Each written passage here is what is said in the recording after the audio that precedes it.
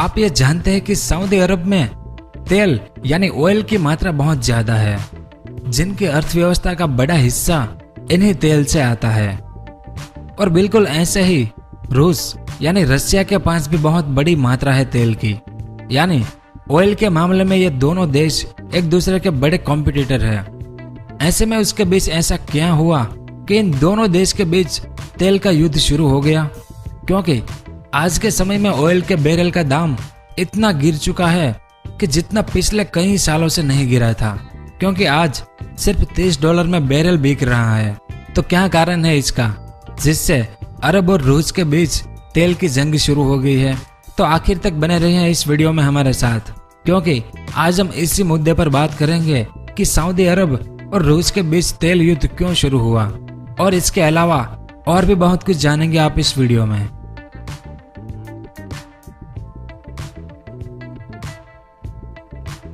अगर आज की बात करें तो आज दुनिया भर की अर्थव्यवस्था दोहरा मार झेल रही है।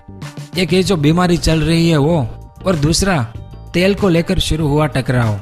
क्योंकि सऊदी अरब और रूस के बीच शुरू हुए विवाद से कच्चे तेल की कीमत साल 2008 की वैश्विक मंदी में जितनी गिरी थी उससे भी ज्यादा गिर गई है आज। अब साल 2016 में जो तेल के उत्पादक देश है उनके सभी 11 देशों के बीच एक गैर ओपेक समझौता हुआ था, जिसमें तेल के दाम सभी को एक समान रखने की बात हुई और सबने यह मान लिया। यानी इन 11 देशों में तेल के दाम एक समान हो गए इस समझौते के बाद।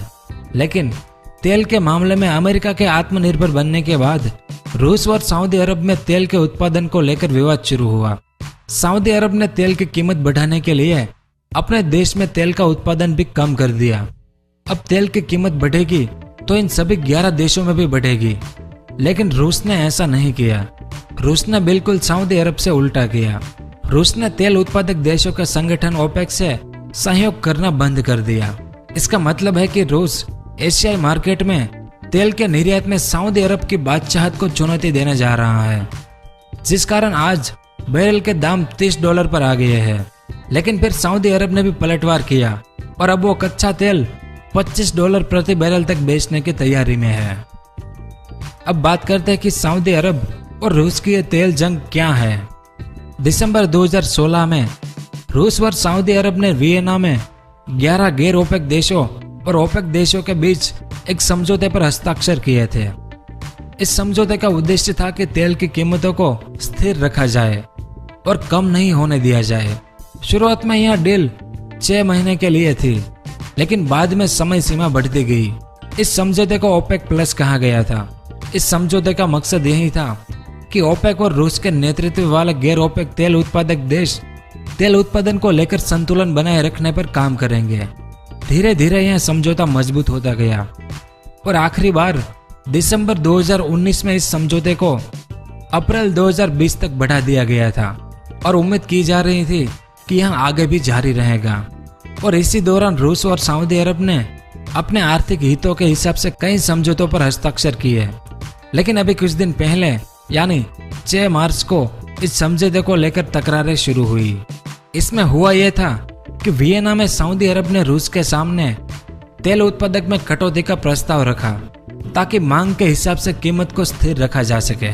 लेकिन सामने रूस ने न केवल इस मांग को खारिज कर दिया, बल्कि रूस ने घोषणा कर दी कि अब वो पहले की तरह वियना समझौते से बंधा नहीं रहेगा। यानी रूस इन गैर ओपेक और ओपेक देशों के समझौते से बाहर हो गया और इसका नतीजा यह हुआ कि ओपेक प्लस खत्म हो गया।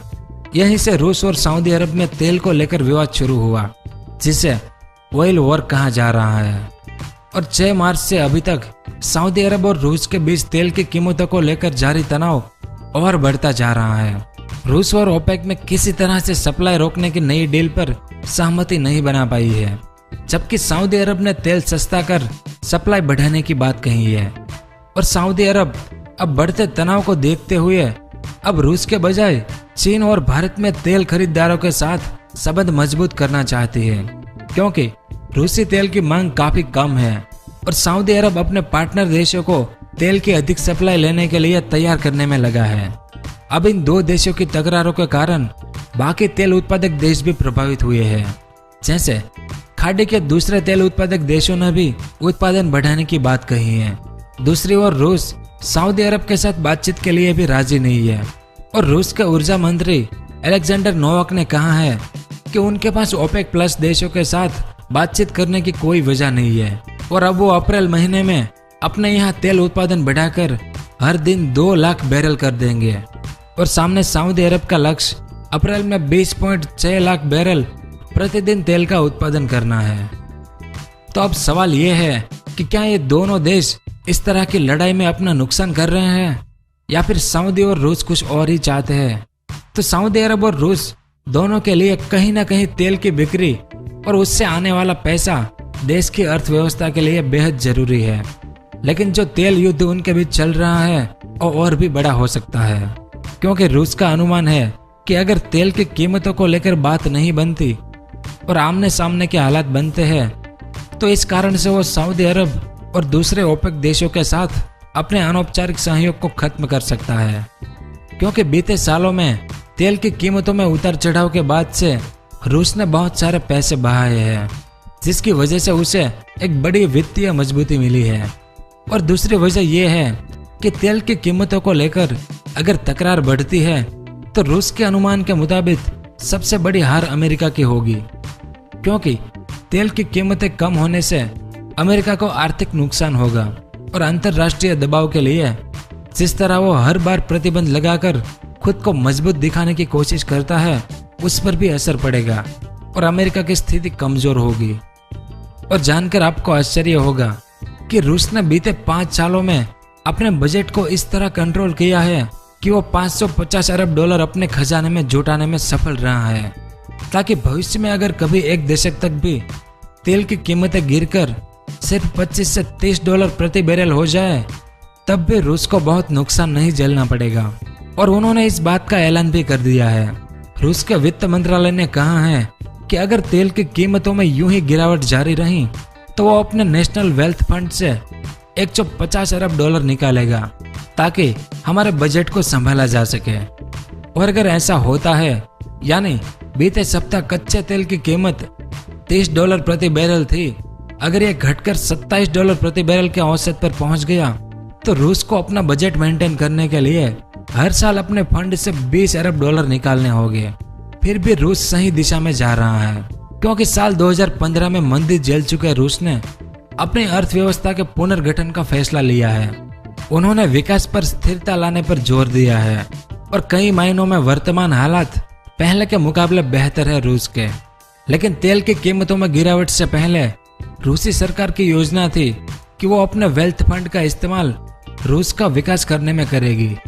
अब लंबे समय से तेल की कीमतों को लेकर चल रही तकरार की वजह से उसे वापस बजट संभालने के लिए अपने फंड से पैसे निकालने की जरूरत पड़ सकती है। यानी अगर तेल की कीमतों में गिरावट जारी रहती है तो रूसी सरकार को या तो अपने खर्च में कटौती करनी होगी या फिर टैक्स बढ़ाने होंगे। रूस की योजना थी कि वो किसी तरह अमेरिका के शेल ऑयल प्रोडक्शन को हमेशा के लिए पूरी तरह से रोक दे। यानी आखिर हम ये कह सकते हैं कि रूस का मकसद तेल बाजार में अपनी हिस्सेदारी को मजबूत करना है, क्योंकि कच्चा तेल अगर सस्ता हुआ तो अमेरिकी कंपनियां डूब जाएगी या फिर उन कंपनियों को नए तरीके खोजने होंगे और अमेरिकी तेल बाजार को झटका देकर रूस उसकी वो ताकत भी कमजोर करना चाहता है जिसके दम पर वो किसी भी देश पर मनचाहे प्रतिबंध लगा देता है, जिससे यह ट्रेड वॉर शुरू हुआ था। पर सामने सऊदी अरब के पास भी इतना बजट है कि अगर तेल की कीमतें कम रहती है तो वो अर्थव्यवस्था को संभाल ले। हालांकि उसका वित्तीय घाटा पहले ही 50 अरब डॉलर का है। अगर तेल की कीमतें गिरती रहीं तो उनका यहाँ वित्तीय घाटा 70 से 120 अरब डॉलर का हो जाएगा। सऊदी का कहना है कि बीमारी का प्रभाव और रूस की जीत की वजह से तेल की कीमतें नीचे गिरी है। इसलिए सऊदी अरब ने अपनी निर्यात 70 लाख बैरल प्रतिदिन से बढ़ाकर 90 लाख बैरल या उससे भी ज्यादा कर दिया है। इस तरह सऊदी को अब भी उतने ही पैसे मिलेंगे जितने पहले मिलते थे। यानी तेल की कीमतों और बाजार को देखते हुए दोनों देश एक दूसरे की राह देख रहे हैं कि पहले कौन झुकता है। दोनों देशों के पास खुद को सही साबित करने के कारण है और दोनों के गलत होने के भी कारण मौजूद हैं। दोनों देश आगे की राह बेहतर करने के लिए एक छोटा मोटा खतरा उठाने के लिए भी तैयार बैठे हैं। तो यह पूरा तेल युद्ध का मसला है। उम्मीद है कि आपको यह समझ में आ गया होगा।